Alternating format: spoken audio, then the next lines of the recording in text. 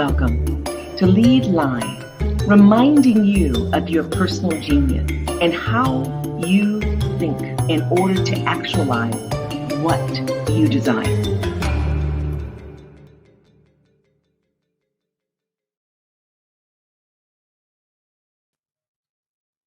Thank you so much for joining us today.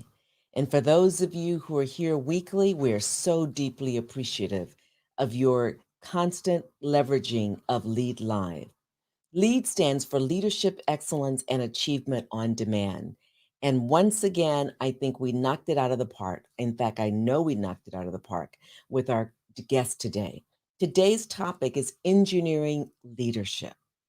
And really, we are going to go deep as it relates to not only leadership, but how one might be able to uh, transform the nature of who he or she is from their external perspective to go inside and actually re engineer to illuminate more of their vision for themselves in relationship to the organization that they serve, whether they're leading it or they're part of it, or definitely in relationship to their family, to the greater community and society. So, who is this gentleman that we have today? His name is Nima.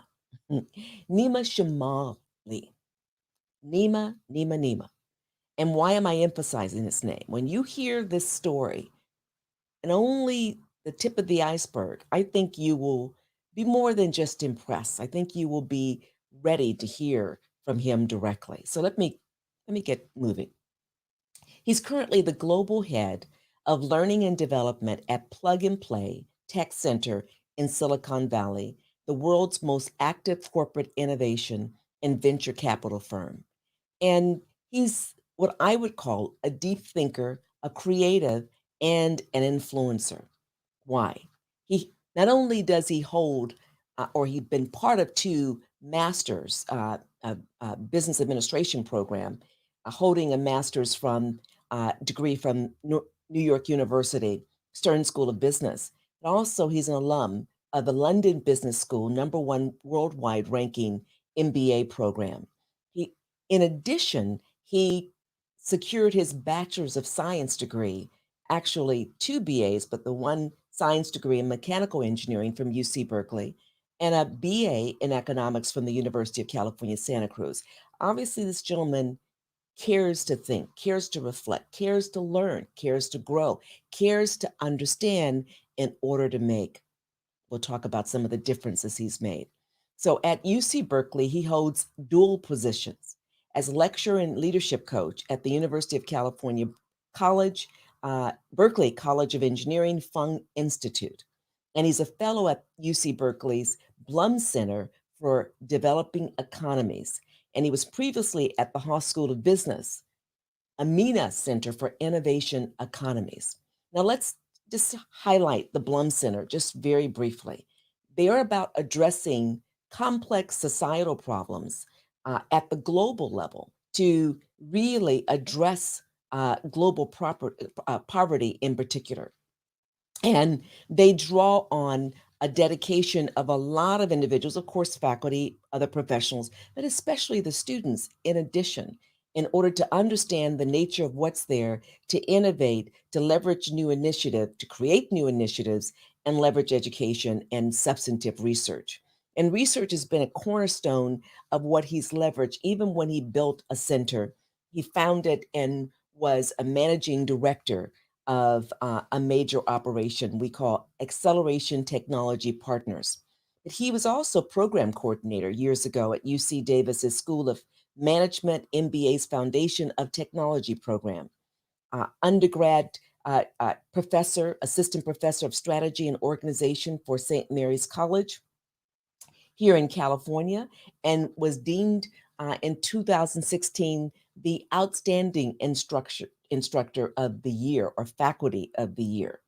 And I say instructor because a lot of times when we say professor, we say faculty, we're thinking a sage on the stage. This gentleman is understood, is known to literally care about the individual learner and to facilitate their learning And that's what one does. They're instructing, they're relating, they're ensuring that one is able to use tools immediately and not maybe never. Typifies this gentleman. He spent 4 years with IBM Elite Strategy and Innovation Consulting practice. He worked to create Afghanistan's first private equity fund and startup incubator while living for a year on Camp Stone, a NATO operated base in Western Afghanistan. I'm skipping over a lot, but let me just tell you a few other tidbits.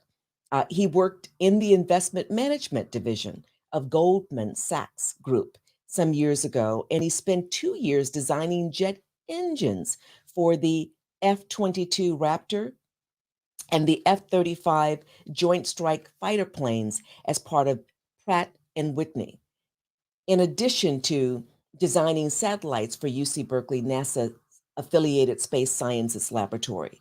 This gentleman is program advisor to the Chinese Software Professional Association. He's been a keynote speaker in Silicon Valley. His publications includes articles in the Washington Post and New York University Graduate School of Business Journal. He's also fluent in 4 languages, reminding us all the importance of really understanding another culture or many cultures or individuals in particular. So he not only speaks, of course, English, as in English, he also speaks Farsi, Dari, and Spanish. I have to say, Jet, please bring this remarkable gentleman into the studio so we can get to it. So I hope you're not embarrassed by my going through that. I missed a lot. I missed the remarkable parents that you have that allowed you to come through them and be here and aspire to greatness. I missed all the folks along your life trajectory who influenced you and encouraged you, and those who did not encourage you, who actually were thorns on your side, but you broke through that and actually built a more solid foundation to be the person you are right now. So I want us to get into, who are you, Nima? What is something about you that we would otherwise not find on the internet? So first, Dr. Webb, I want to thank you so much for having me on Lead Live. I absolutely think the world of you, so I'm really honored that you would have me on your program. I'll tell you, my dad worked in academia my whole life. He was a professor at Berkeley and at Golden Gate. He was dean of the business school for 10 years. And so academics has always been in our family just the most important thing. So, I think the world of you. So again, thank you for having me on the program. One very quick clarification. Actually, my bio has to be updated. I left Plug and Play somewhat recently and then back to managing my advisory. What is something that I think people wouldn't know from my social media? So I'm very big on acknowledging, I don't want to use the word failures, but I'm very big on acknowledging struggles along the path, right? I didn't graduate college until I was 26, right? Which I think when most people, they see, it's interesting because I'm working on a book and I start off with my fancy bio, which you just read. And then, I say, sounds impressive, right? And then the next page is Nima's failure bio. And I list all along the way, poor grades in high school, didn't graduate college till I was 26.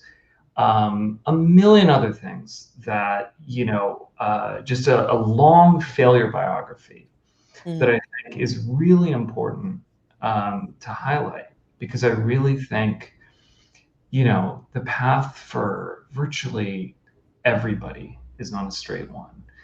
And I think that, that's a very important one for me. I didn't graduate college, everybody I knew was working for almost 4 years.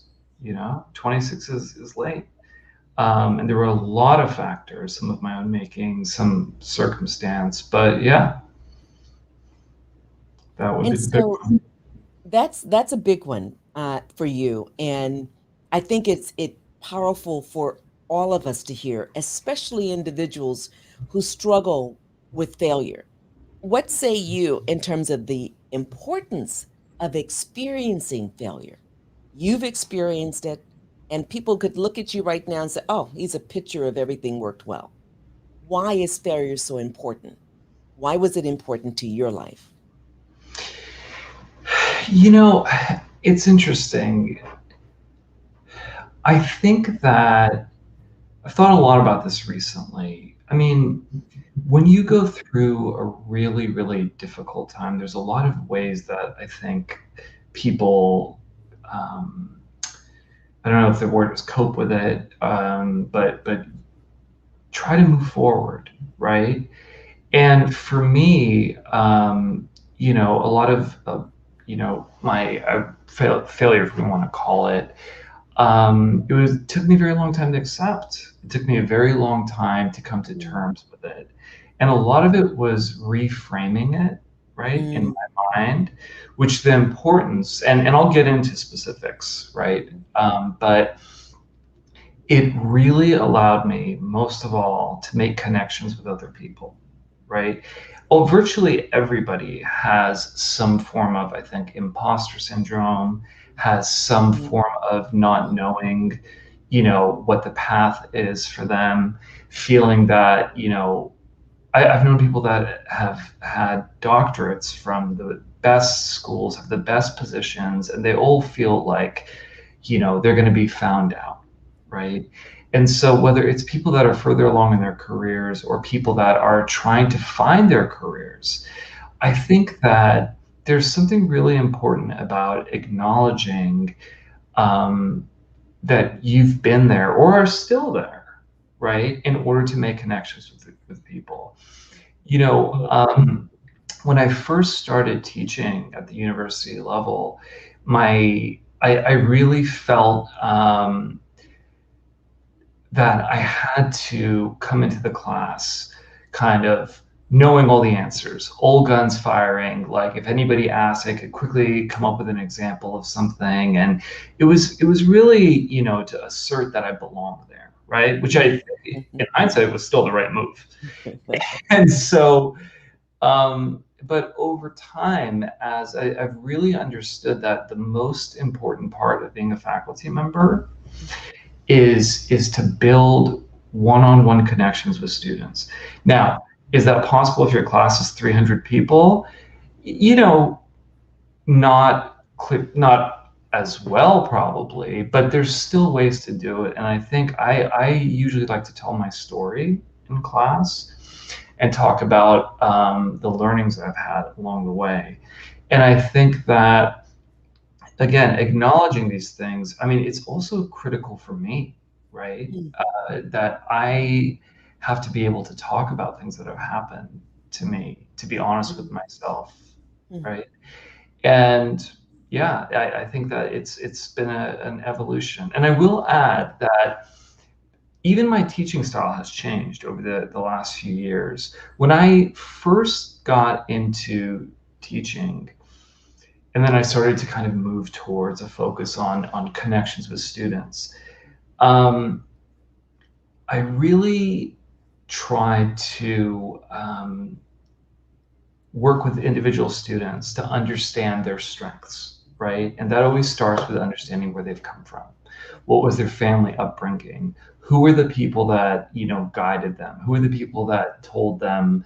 Because everybody gets advice from somewhere. Who were the people that said you should do this or you shouldn't do this? And then how did they make decisions?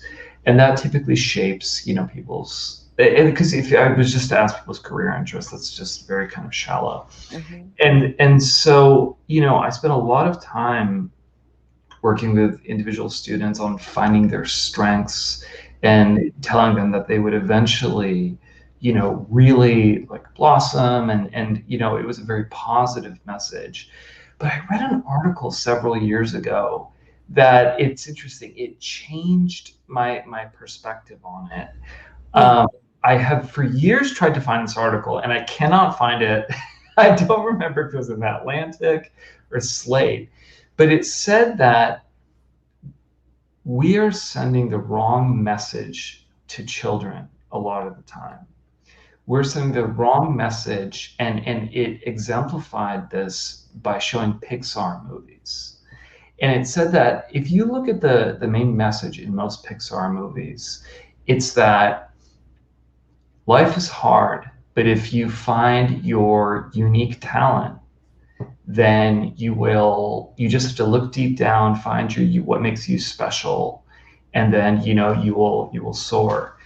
And that is setting up people long term to not be really able to, I think, cope with failure when it happens, right? And disappointment when it happens. And so it made me pivot my approach to the long-term way I connect with students. And I'm sorry if I'm going long. Oh, no, go ahead. And so I changed my interactions with students so that it wasn't just leveraging their strengths and helping them find it, but preparing them for inevitable, hardships in life. And how would they adjust, and how would they change their perspective, and how would they get through it? And I really think that, I teach in the College of Engineering, and I teach in the Blum Center, and I teach in the business school at St. Mary's. I really think that, long term, these life lessons that are part of, personal development really also apply to professional development. And so I think all these things are core. I fundamentally agree with you. In fact, when I have a challenge or what appears to be an insurmountable barrier, I always, or I have learned, I don't know if I have always, but I've learned to ask the question, well, what's the learning in this? There's a reason why I'm experiencing this barrier. At some point, I may or may not figure it out. I have the capacity to remove the barrier. I don't know how, with someone else's help, or just with a deep level of meditation and let the answer come to me, or reading the answers in the book, or whatever, or just going through the experience of not even knowing how, and letting how just emerge through the experiences of working to address that barrier. But at the end of the day, I believe that barrier served as part of my foundation. It made me more resilient. If I can deal with that, I can deal with the next thing. And then the barrier or the challenges or the struggles or the difficulties get bigger and bigger. I dealt with all those. I can deal with this. And then all of a sudden you've got all that power. And it's not an illusion or a delusion of one's creation. It's based upon real experiences. And so, as I ask this question, you answer them, these following questions, I'd like for you to illuminate at least one significant challenge you had, and how you got through it, and why and to demonstrate to the audience why that challenge or why those difficulties have been preconditions to your growth and development. I call it success, because we have many successes in our lives if we allow ourselves to recognize that. So I'm going to ask you, when you think about engineering leadership, this title of today's broadcast, what is it to you? You've spent a lot of time in this space. What is engineering leadership? Yeah. Your first question, which is like, what was my big challenge? I'll come back to that, I guess. So engineering leadership, one of the ways I think we look at it at Berkeley, and my view on it too, is that, and again, my thinking is constantly evolving on these topics, right? I think that kind of the foundational view of this is that most people that rise up in engineering companies come from a technical background, and it's somebody has studied engineering. And usually when we look at how people are, elevated or promoted through companies, you have the business side and you have the technical side. And in most engineering companies, the people that are, extremely technically proficient tend to get promoted and become people managers, and then they become a director of engineering. And then, you have people on the business side, but usually most of the leadership, in these tech companies and engineering companies comes from the technical side. And what we try to really think about and understand is that when people have really focused on the technical side, they typically haven't had a lot of leadership training. They haven't had a lot of management training. Maybe they'll get an MBA, but I've taught the leadership courses in MBA programs, and they're case studies. Some of them are have projects, but at the end of the day, it doesn't as much go into what do you do if you have a disgruntled employee? What do you do if you have a boss that is extraordinarily difficult? What do you do when your company is tanking and you have poor corporate culture? What do you do if people aren't carrying their weight necessarily? So what we really think about engineering leadership, and again, to differentiate leadership and management, is clearly very helpful. But what we really think about is how do people that run technical organizations tend to manage their companies. And it's interesting because there's kind of a divide between what really works well at the executive side versus manager side, right? You look at a lot of the people that have been very successful, Elon Musk, Jeff Bezos, Bill Gates, they don't a lot of times display the qualities that we would think would lead to a really great company, because a lot of things that we try to train are about empathy and compassion and understanding of individuals. So that's a big part of engineering leadership. I would say the biggest part that we try to understand these days are soft skills. And that's what we really focus on. We clearly have students, go through technical programs and, engineering courses, but what we really try to do is balance that with a lot of business courses that are focused on, high performance or connections with people. I remember years ago when I was at Cal in the Graduate School of Business, one of our professors who left there to go to Stanford. I was at Stanford too, so both of them are wonderful schools. That's an inside joke for those who buy for UC Berkeley versus Stanford, but no joking here. And I remember him saying to those of us who were in one of his organizational behavior and industrial relations courses, he said, we just had a meeting with some of the corporate leads. This was many years ago, back in the 90s. And they're saying they're getting folks from UC Berkeley with the technical competencies. They're brilliant. They can run reports. They can analyze this. They can project that. However, their people skills are wanting. And so there was a clear communication to the school. Whatever help you need, you let us know, but you really have to turn the tide on this. And so what you're talking about is exactly what they were emphasizing: these soft skills, the collaboration, the empathy, the interpersonal communication, the understanding that literally it's really with teams that you build performance of the organization. It's through teams, whether they're your direct teams or indirect teams, that you get the kind of results that corporations or small businesses, for that matter, or any kind of organization require when there's more than one individual, right? Right, absolutely. So I'm impressed that you go there first, and so that's what you're talking about when you say engineering leadership. And when you say there's a difference between leadership and management, I'm curious to know what you would consider to be the difference. I have a kind of maybe an antiquated but simplistic view. What's your view? Yeah, it's interesting. So the way I personally view it, right, is that management, it's about processes, and it's about putting systems in place to essentially run a team, right? Leadership is much more of an innate quality that I always like to say, it causes loyalty. It causes people to want to, follow you in a business sense wherever you're going, right?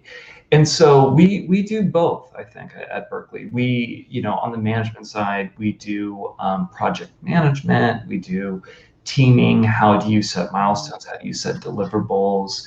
How do you do stakeholder management? Things like that. A lot more on the leadership side. This is where we get into, again, and a lot of, I think, research has been done over the last several years, beginning with, I think, a lot of the Jim Collins work and From Good to Great to, some of the work that Google has done about the importance of psychological safety in the workplace and teaming. And so what we really look at is that, and look, I have worked in companies where that was not present, right? And you feel it, my God. And then I've worked at companies where it really was present, right? And so I think that what we really try to do is on the leadership side, and the way we teach it is interesting.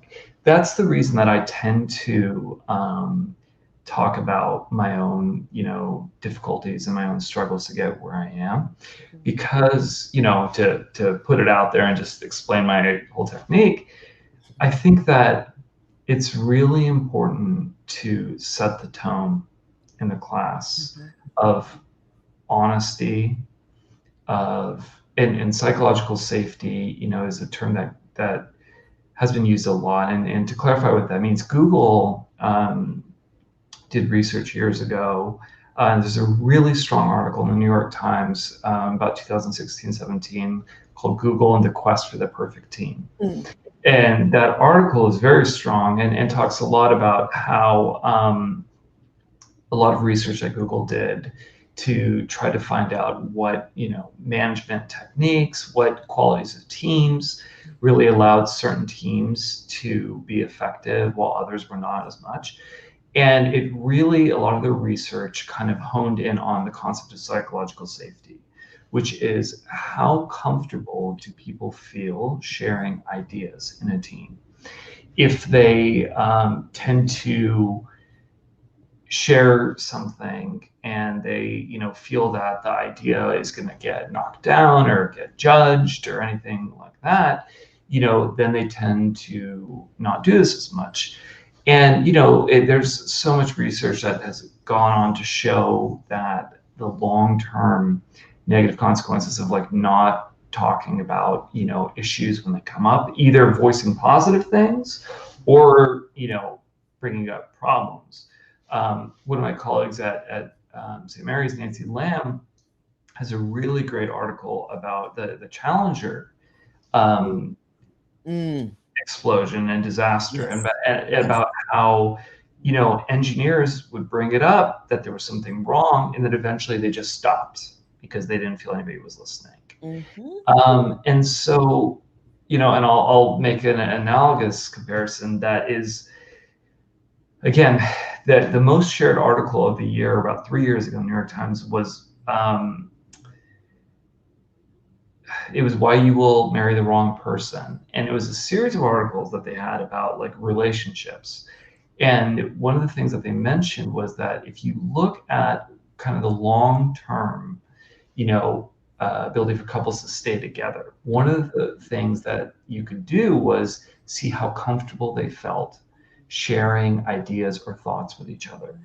And they actually did a very interesting thing, which is that they did a skin test to measure how much people sweat or, got nervous. And then they would ask somebody, what is the chore that you do in the house the most often? And if somebody got nervous answering in front of their partner, it was not a good prognosticator for, their long-term relationship. So, this is a very long way of saying that I think this concept that we try to teach at Berkeley, which is about, feeling comfortable sharing ideas. And, it's a critical one. And I try to set the stage by, to be blunt, sharing my vulnerabilities, sharing my failures, how I overcame them. And I try to make it clear that there's nothing that you can share in that regard that will make me think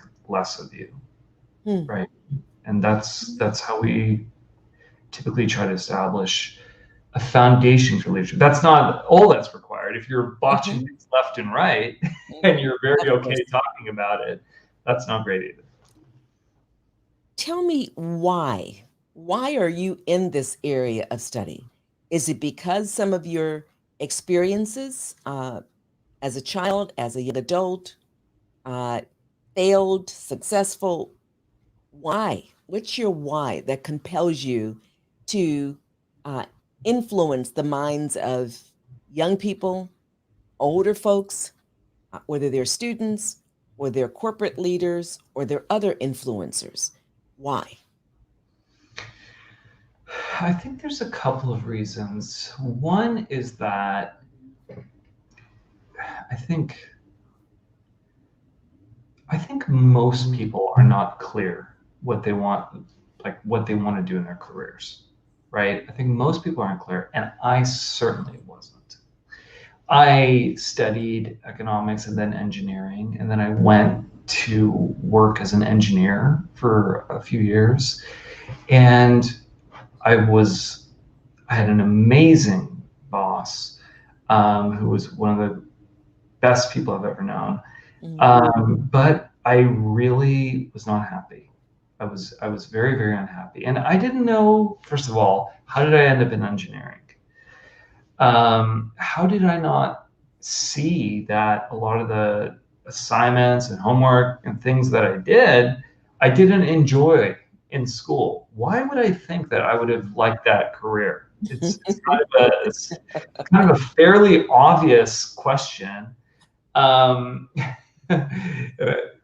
But I don't think I put two and two together. And so when I left Berkeley, I was in a final round interview with this startup in 2007.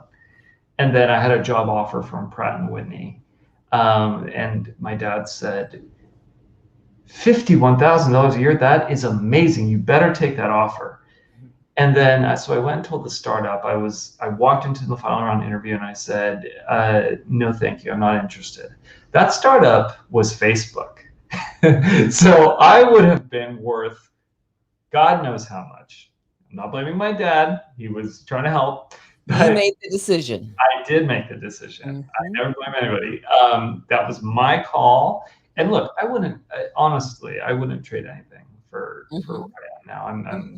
I'm very happy with where I am now. But, and so I went into Pratt & Whitney for a few years. And, I had a lot of health struggles at the time, which definitely made things worse. But I think that I didn't know what to do. And, I went and got my MBA, which is, what I think a lot of people do when they don't know what to do. And so, it took me some time to find my path. And I think that is frankly, I think it's really one of the critical pieces that is missing from higher education still.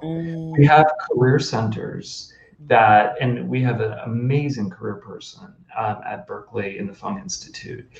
But as a greater whole, especially among undergraduates, there is so little focus on that. About like, if you get your degree, people get a sense of like maybe product management, maybe this, maybe that, but it's a missing part of higher education. That is, what is a day in the life of this job? What skills are required? How do your strengths, whether you know them or not, apply to this? And so I just think that is something that, again, I don't want to make it seem like I don't focus on the education piece of it. Of course. And I spend all day just one-on-one coaching. But for me, I think that it is as important as the rest of the education. Well, you're touching on something that is fundamentally personal to me. And I spent most of my life in higher education. by choice, by design. And I had a remarkable ride, even given the nonsense, the challenges, and some really deeply distressing experiences that I had. It was still a great ride, and I wouldn't change it. I would listen to my intuition more. That's the only change I'd make. But be able to impact the lives of thousands of individuals directly and indirectly, oh my goodness, awesome. And know that it's all about being authentic and being respectful of everyone, understanding I only know what I know. I don't know the massive amount of information and experiences that are out there.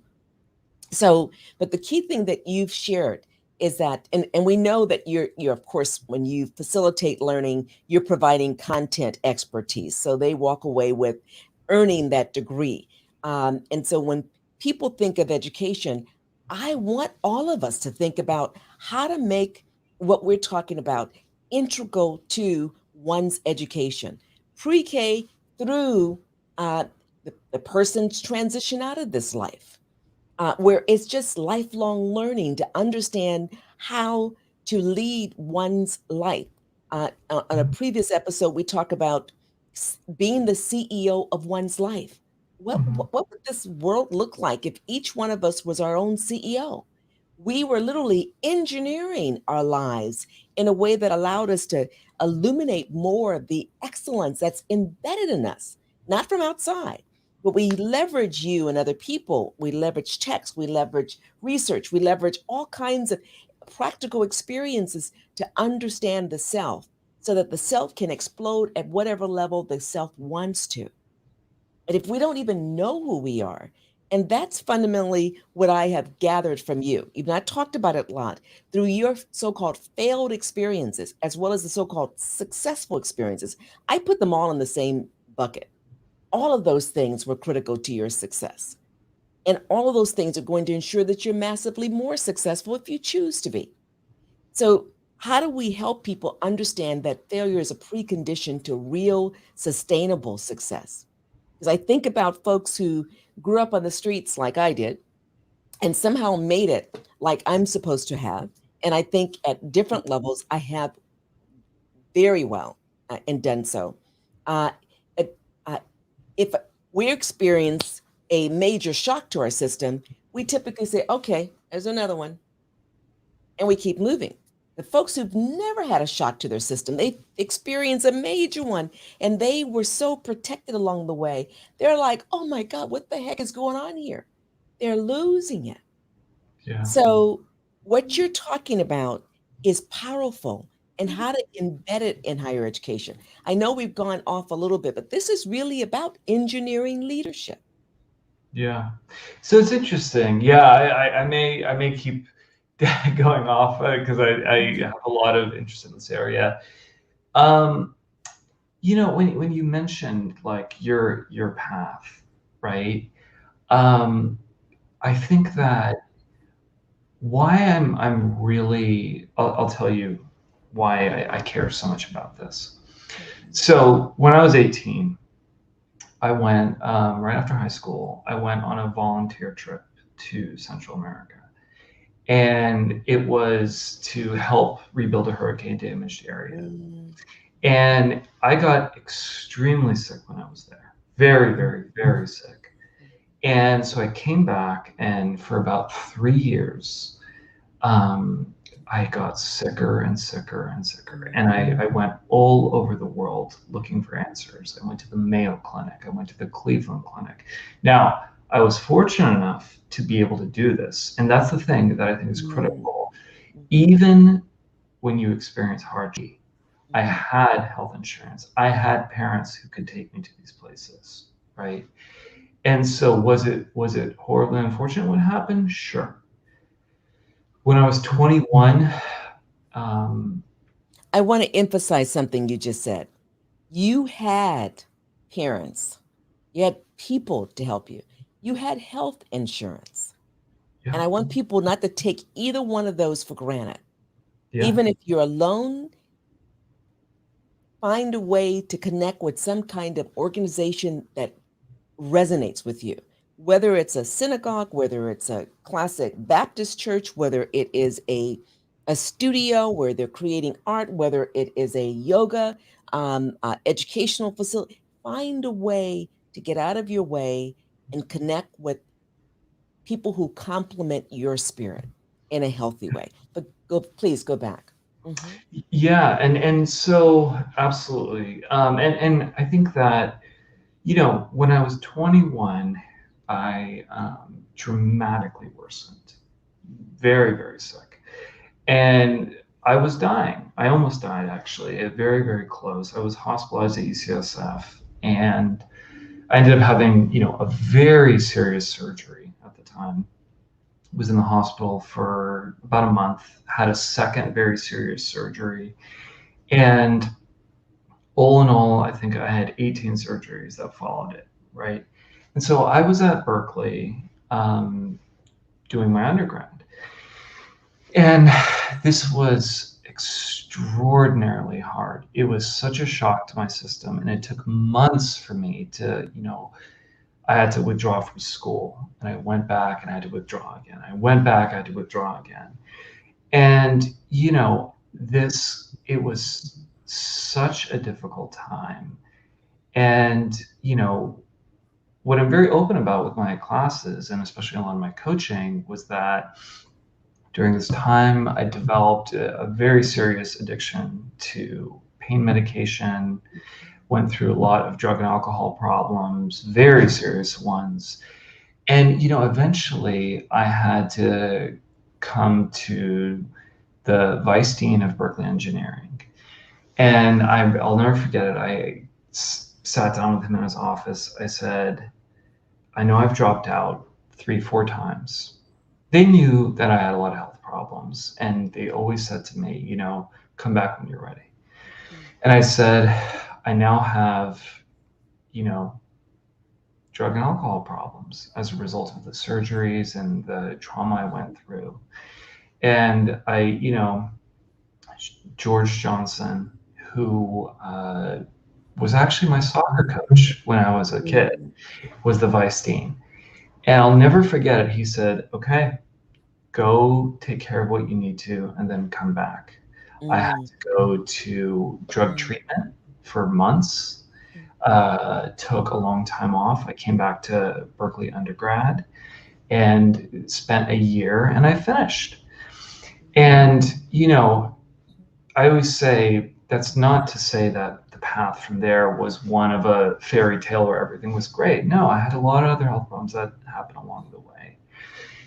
And, the fact that I can teach at Berkeley Engineering still feels like a dream to me, because I cannot believe how fortunate I was to have the compassion of the faculty and the administration, that they gave me another chance. It's interesting. I saw Professor Johnson in the street about a year ago, and he's like, Nima.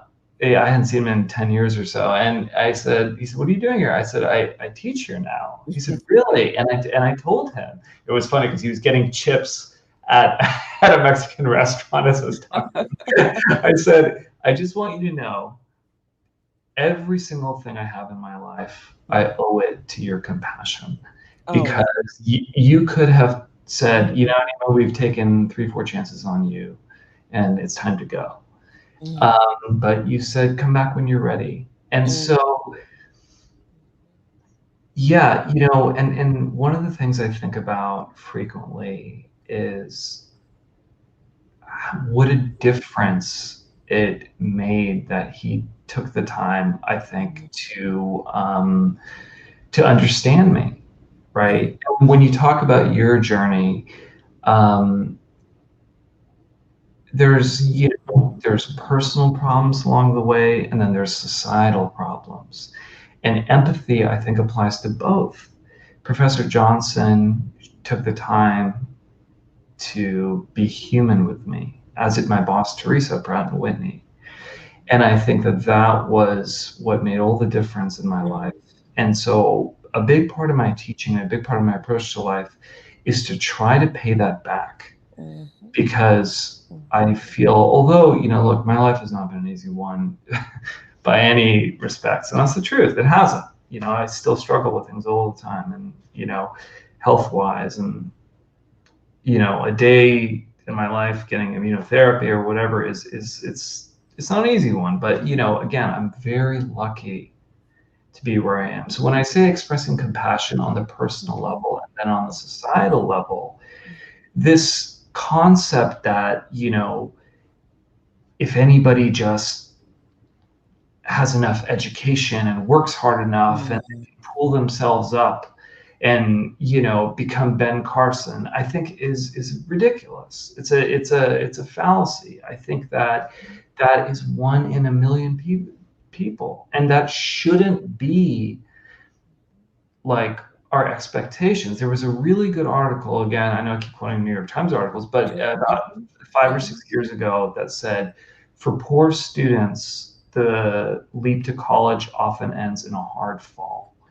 And it examined about 3 young women that were valedictorians that went to college, and all 3 encountered some personal problem along the way.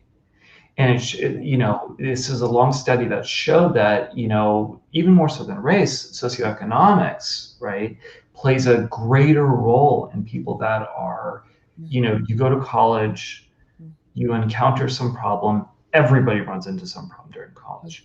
But if you're the first person in your family to go to college, your family typically will say, come home, we'll take care of you. They're trying to help, right? And so the long-term kind of guidance was that, like, universities need to provide almost community-like support to first generation students, because they don't have that guidance. They don't, and that's part of the empathy towards, I think, society. And again, I'm really bothered by this idea of, if everybody just studied hard enough and that they can make it, that if there's inequality in the system, education, it doesn't remedy that unless we build like a greater support system. Yeah, that's powerful. And you're right. Tomoko is writing text. She says, thank you for sharing your story, your journey, which is your story, Nima. And then she also asked a question. I know we have a number of questions we haven't gotten to, and maybe we ask you to come back, Nima, just to answer questions. So you think about that. I don't want to inappropriately encourage you to do something that you don't have the time for. But here's what Tomoko asked. She says, what career advice do you have during this pandemic? Because we're not over the pandemic, folks. It's still here with us. Yeah, it's interesting. So I'm taking this, I think I mentioned I'm taking this coaching class. And it's been interesting. One of the things that they mentioned is a trend in recruiting right now, pardon me, is that people that are hiring are very interested in how people actually made use of the pandemic. How did you help your company during the pandemic? How did you pivot to, doing online training or working with, customers, or doing anything to leverage the pandemic to a degree to, improve your skill set or improve your company? And so one of the, I think, trends in recruiting is can we, I wouldn't say make use of the pandemic, but highlight our growth during that time on your resume, right? And so I think that would be a top of mind, right? Yeah. Okay. And I think you've answered this other question a little bit, but I want Jet to bring it up. It's the first question by the audience in advance. Is there a set of rules that I must follow to know that I'm leading effectively? Let me think about that. Is there a set of rules? Well, apart probably from the obvious, which is like, performance feedback, 360-degree feedback.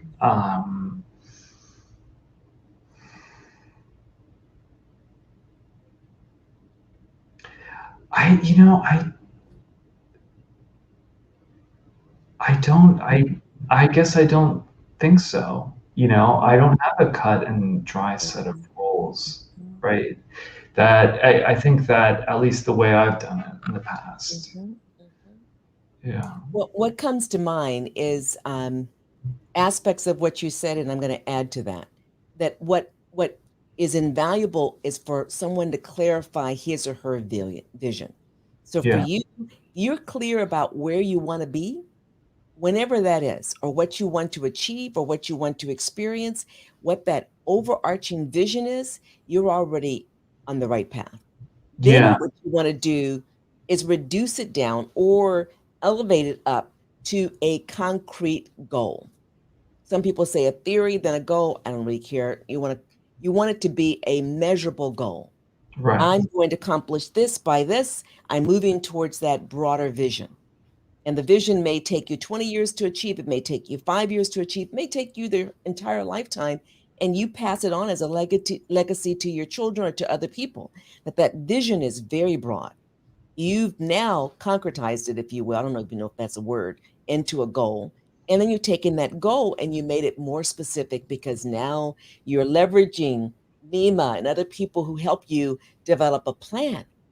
That plan may include um, uh, being mentored by someone who's already achieved what it is that you want to achieve. It may include being coached by someone to get the fine tooth details of what it is that you want to be able to do, to experience, to pass on. It may include other aspects, but you've got a plan. Then you take action, you work that plan, and you do things that you've not done before, hopefully. Because if you've done things before and that's all that's in your plan, you're going to get the same results. If you want something that is remarkable, part of a new vision, you're going to have a different set of tasks to do or strategies in that plan. Mm. So, and then what you said in terms of the importance of having these skills, we call them transferable skills. We call them soft skills, but they should be considered to be hard skills too. The ability to collaborate, the ability to communicate, the ability to leverage your way of being in an effective way with other people, so that when you're communicating and you're interacting, you're listening 80% of the time and talking hopefully just 20% of the time. And sometimes you can say nothing and say a heck of a lot. So, and being diligent, understanding how to problem solve, understanding strategy in and of itself. So there's some fundamental things. And uh, Maybe yeah, you know, it's interesting. Maybe I mhm, think I was, again, differentiating management from leadership. mhm. To yeah, on the management side, definitely. And that was great. I think for me, yeah, on the leadership side, I would have to say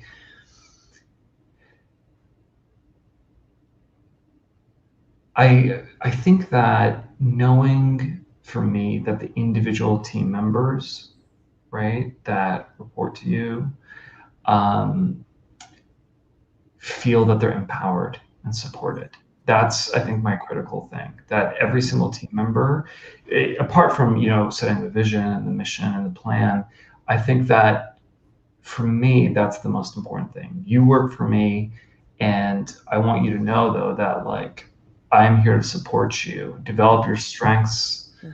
you know. And remember one time I was sitting in a presentation from Aaron Naldoza, who's head of sales development at LinkedIn. He was one of my guest speakers. And he said, my long term goal is always to get the people that report to me promoted out from under me so that they get promoted up and out. Mm, And I thought that that was really brilliant. mm. I love it. I love it. That's what we do as part of my business, is how do we bring people on, ensure they're ready, they're prepared to go out and work their magic, and always be available as a coach, always be available as a mentor, that they're able to leverage and build what they want to build. I think that's the power of us in relationship to other people, is building people up, even if they're someone we consider to be our lead, and we're subordinate to them. We're part of their team. giving them whatever support they need, so we don't end up like those who were engineers and other technicians who just felt like they couldn't say anything anymore, and thus we have the Challenger devastation. Mhm. And that was just a salient example about the importance of building individuals. And I love your description of, your description of management versus leadership, and there's not a complete divide. Let's be clear. There's a beautiful overlap depending upon who's doing what, when, and how they're doing it. But management really being focused on things and processes as part of things, whereas leadership is focused on people. You lead people, you don't manage people. When you try to manage people, you break them. Let's be Mhm. clear. And I just remember so many experiences of people trying to tell me what to do and my trying to listen, but what they were telling me to do made no sense. It would harm people. So I couldn't do it. That's why I said I was trying to listen. I was trying to figure out why would they tell me to do that as I was growing up in my leadership roles. And luckily, I didn't conform to that. I didn't understand it, first of all. And it's a good thing because if I did, I might have done it. But the power is understanding that the Nimas of the world, the Tomokos of the world, the folks who have written us all these questions, everyone has unique genius and leadership capacity. How do we turn that on in them? How do we facilitate their own appreciation of themselves so they just do the work to turn it on? That's not a question that we had in advance, but what say you? So how do we essentially turn on the special abilities of How do everyone? we facilitate in the other their interest and their willingness to turn it on themselves? Because we don't turn it on. Let's be clear. And I need to correct that. We don't empower people. We give them conditions and opportunities where they take advantage of it and they get to empower themselves. So when Yeah, people are successful, they feel empowered. I did it. If I did that, I can do this. And all of a sudden you get out of the way and they're off to the races, right? yeah. So I don't know. I think that the conditions will always set themselves, right? If it's a person's life or in the workplace, those like that need will always come just from people's innate, there are these studies that show, do people want more autonomy in the workplace, or do they want more management, right? Which do people prefer typically? Do they want and by management, I mean, do they want to be able to manage others or to have more autonomy in their role? And nearly universally, people want more autonomy, right? And so I think that's a very innate thing that, if everybody's been in a position before where they have somebody that, micromanages them as opposed to empowers them, right? And it's an intensely frustrating thing. And so I think that in like innate desire to have freedom in the workplace to find your strength, I think is just human nature, right? And so it's one of those disconnects that everybody has been in that position before, yet once they get into a management position, it's almost like they forget. And, they get very concerned about, making sure everything is perfect. And so it's almost like a sense of trying to remind people, right, that like what brought out the best in them. Yeah. And we know a lot from studies on chaos, chaos theories, and the resulting studies that so much brilliance, innovation, insights come out of chaos.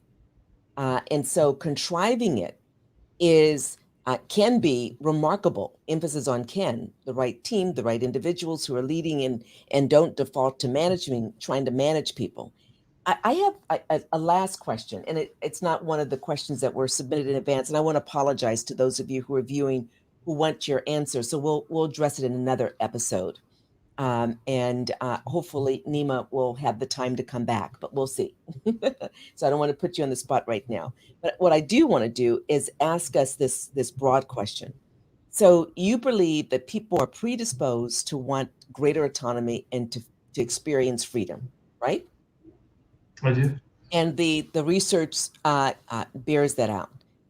And I think intuitively, a lot of us get that. So, can you imagine a society where not only do we have AI that's ubiquitous, and so as a result, a lot of the roles that we have right now no longer exist because they're no longer needed. And yet, the potential of the human spirit gets to manifest in this body in a way that creates much more gifts to society, Mhm. where the utility, my utility, is not just in serving a particular business. Well, I'm not needed in that regards anymore. I get to build something else that's needed by society broadly. Can you imagine that, or am I too esoteric with the question? Well, I think no. I think that, it's again the trend in hiring and recruiting, which is always at the end of the day, look, we want people to get hired, right? That's a big part of, Do you we? know, Do part of we? me. Do we? Because I wonder, I haven't checked studies recently in terms of the growing number of entrepreneurs, Right, especially accelerated considering what happened last year with the COVID-19 pandemic. right. So, So one of the trends in hiring, if over the last couple of years, and they look at the keywords that are the most desired in hiring over the last few years, and the number one word that was in hiring that was desired last year was creativity. And mm, a lot of theories, say that that is because as things move towards, more AI can be really amazing at analysis, but human creativity is still, a very, very hard thing to duplicate, right? And, it would have, I mean, this is a very kind of trite example, but at the same time, like, can we imagine AI coming up with the idea when everybody had a flip phone with the idea of the iPhone? oh, Not very likely, right? And so creativity, communication, again, a lot of hard skills are clearly needed, but those are the type of things that I think even when you talk about like human spirit and AI and how things are moving, that's still one of the things that I think people really, it's very in demand, and it's always going to be. yeah. Well, I don't know. We're 4 minutes over the hour. And Nima, I want to thank you for making this time and for giving of yourself, for being transparent and always being authentic. Um, so thank you very much for being here. Really appreciate it. Is there Thank you. anything you'd Yeah. like to share as a summary? Pardon me? Is there anything you'd like to share as a summary? Well, always thank you for being authentic. I was going to say for better or worse. I think I can't help it. So, I just want to thank you. I want to thank Tomoko, who's always been such a good friend. But like I said, you have such an amazingly distinguished career. And I think it's just such an honor that you invited me here. So I just want to say thank Mm. you. And thank you to everybody that listened in. Wado, it's an honor to have you here. Um, you reflect some of the greatness of all of us in your humble way. And that chapter that identifies your failures, I think is going to set that book apart, because what it does is let people know that we're built to receive, address, and leverage in order to manifest something that's great. And you're reminding us of that. So thank you. Thank you, Dr. Webb.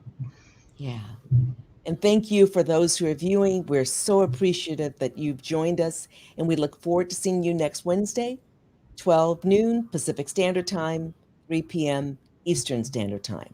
And those of you who are viewing from around the world, We're deeply appreciative that you're leveraging Lead Live. Why, Joe?